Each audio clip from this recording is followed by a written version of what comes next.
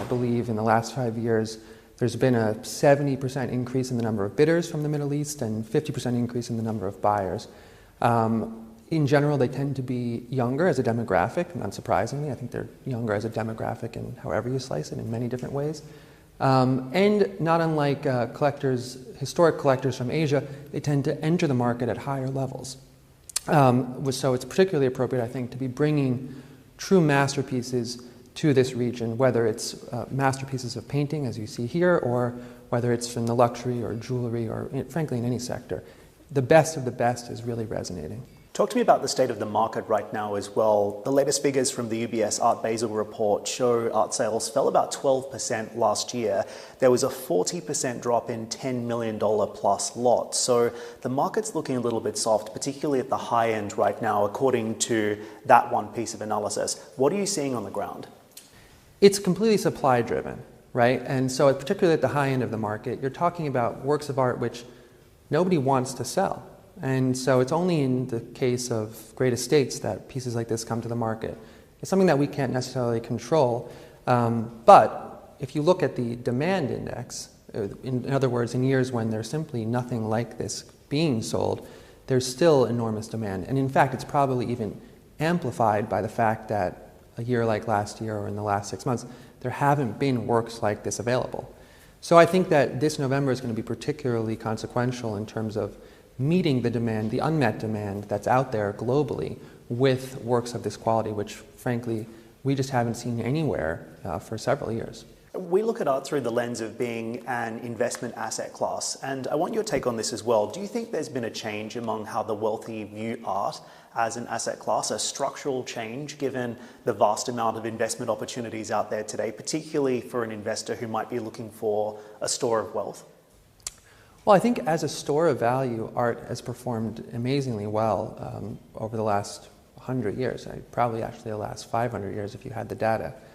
I think that the financialization of the art market has continued to increase, and that's actually brought a lot of more different types of new players into the market, both in terms of collectors who are increasingly savvy when it comes to the financial mechanisms that exist around collecting, but also investors who are drawn to just the opportunity and the exposure for diversification.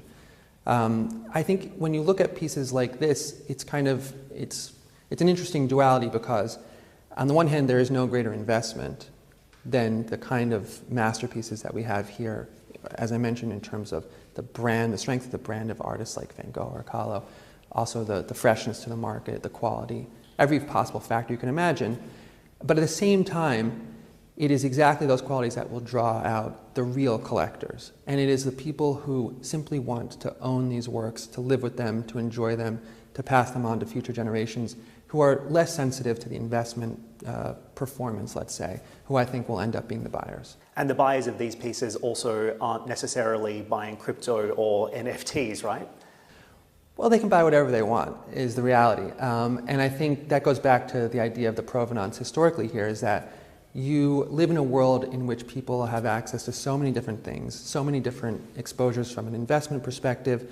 They may choose to invest in crypto or real estate or private equity, who knows what, but they continue to return to great works of art consistently, always, in addition to whatever else exists. That's been a constant, and I think that will only increase as time goes on.